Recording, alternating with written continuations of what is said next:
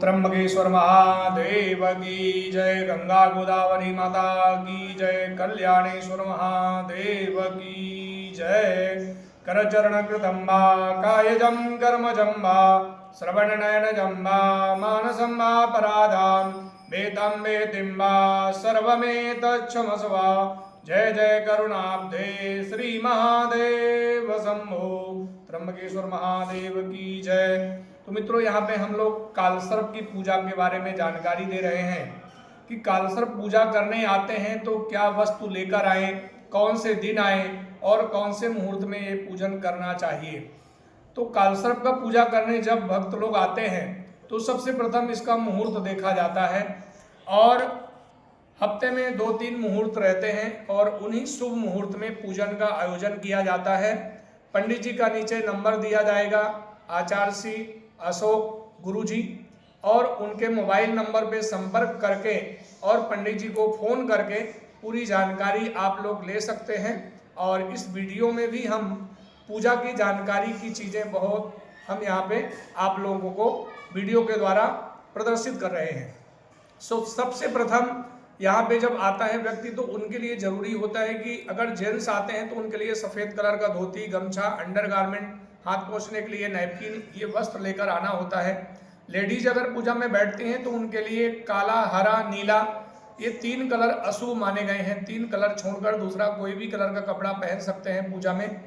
पूजन सुबह मॉर्निंग में 8 बजे शुरुआत होता है शुभ मुहूर्त में और 12-1 बजे तक पूजा संपन्न होता है। पूजा संपन्न होने के बाद में यहाँ पे गोदावरी का कुंड है जिसे कुशावर्त कुंड कहा गया है, इस नाम से यहाँ पे प्रसिद्ध है।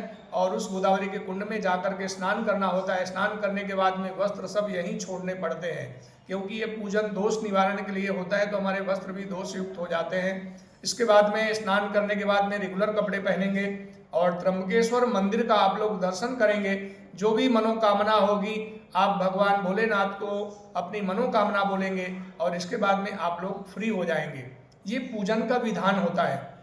और दूसरा चीज ये है कि यहाँ जब पूजा करते हैं तो बहुत भक्त लोग आते हैं तो मन में एक श्रद्धा होती है कि भाई पंडित जी किस तरह की पूजा होगी, कैसा पूजन पंडित जी करेंगे, किस तरह के मंडल होंगे, कैसी पूजा की सामग्री होगी। तो इसलिए हम सभी भक्तों को, आने वाले भक्तों को यहाँ पे हम लोग दिखा रहे हैं वीडियो में कि यहाँ पे जब हम पूजा करने कोई भी भक्त आते हैं हमारे पास तो सबसे प्रथम यहाँ पे नए वस्त्र भूषण पहन करके और स्नान करने के बाद में नए जो वस्त्र आप लेकर आएंगे वही वस्त्र पहनकर यहाँ पूजा में बैठेंगे। और सबसे प्रथम यहाँ पे आप लोगों को यहाँ पे जीवन में सुख शांति बने रहे तो यहाँ पे शांति सूक्त का पठन होगा जिसे हम भद्र कहते हैं। भद्र यानी सभी दिशाओं से हमारे परिवार का कल्याण हो, शांति सूक्त का पठन किया जाएगा। इसके बाद में यहाँ पे संकल्प लिया जाएगा कि हम यहाँ पे क्या पूजा करने आए हैं। अगर कोई व्यक्ति अपनी जन्म कुंडली लेकर आता है और कुंडली के अनुसार से जैसे यहाँ पे 12 प्रकार के कालसर्प दोष कहे गए हैं तो आपकी पत्रिका में कुंडली में कौन सा कालसर्प दोष है और कुंडली देख करके और फिर पंडित जी मार्गदर्शन करेंगे कि आपकी पत्रिका में कौन सा नामक कालसर्प दोष है और उसी कालसर्प का यहाँ पे पूजन कार्य यहाँ पे किया जाएगा। तो सबसे प्रथम में यहाँ पे भगवान गणेश जी का यहाँ पे अभिषेक पूजन किया जाता है गणेश अथर्वशीर्ष के द्वारा, जिसे हम स्वस्ति पुण्यावाचन कहते हैं। गणेश जी के बाद में यहाँ पे कलश पूजन होता है, कलश देवताओं का पूजन करेंगे। इसके बाद में कलश के 2 तरह के जल निकाले जाते हैं, शुभ और अशुभ। अशुभ जल बाहर फेंक देते हैं कि हमारे जीवन के जो भी अशुभ दोष है सब नष्ट हो जाए। शुभ जल से आपके ऊपर अभिषेक किया जाएगा कि हमारे जीवन में सुख शांति और स्त्री लक्ष्मी की प्राप्ति हो। यहाँ पे कुल देवियों की स्थापना की गई है जिसे हम षोडश मातृका कहते हैं, हिंदी में कुल देवियों का पूजन। तो यहाँ पे कुल देवियों का स्थापन और पूजन किया जाएगा। इसके बाद में यहाँ पे पितरों का पूजन किया जाएगा जिसे हम नांदी श्राद्ध कहते हैं। और इसके बाद में ब्राह्मणों को तिलक करके ब्राह्मण वरण किया जाता है। फिर इसके बाद में यहाँ पे सर्वतो भद्र मंडल, कालसर्प के प्रधान मंडल है जिसे हम भद्र मंडल कहते हैं, भद्र मंडल का स्थापन पूजन किया जाएगा। और इसके बाद में यहाँ पे नवग्रह मंडल यहाँ पे बनाए हुए हैं। ब्रह्मा मुरारी त्रिपुरांतकारी भानु शशि भूमि सुतो बुधश्च गुरुश्च शुक्र शनि राहु केतवा सर्वे ग्रहा शांतिकरा भवन्तु। भगवान नवग्रह देवताओं का यहाँ पे स्थापन और पूजन किया जाएगा।